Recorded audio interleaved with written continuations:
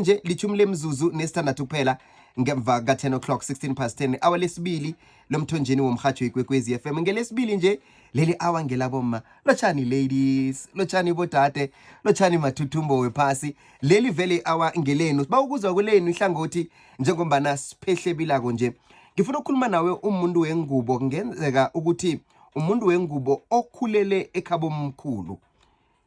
Injani impilo ukukhulela la umakho abelethwa khona wena njengomuntu wengubo?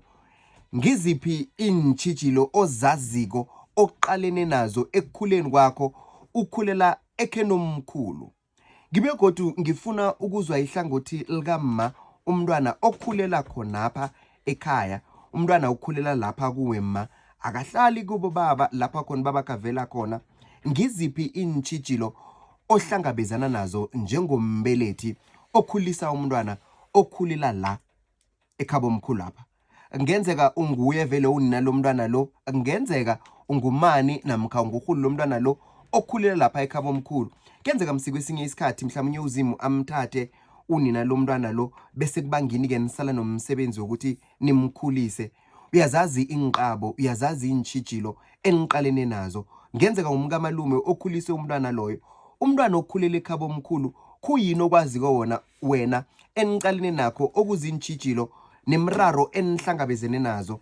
Ungaba ngugogo waye umntwana loyo, ungangena ukhulume namhlanje babeke bazwakala ubaba izolo. Namhlanje sifuna ukuzwa leni ihlangothi nibomma. Kunjani ukukhulela ekheno omkhulu? Kunjani ukukhulisa umntwana lapha ekhabo omkhulu, umntwana angakhuleli ekhabo? Ngena phosela ma 079 413 2172. Thuba ngelenu anizwakale lapha emkhathweni. Anga emkhanyweni uzwe amandla ikwekwezi FM. Izinto zimoto yo. Ikuphethe butshelela.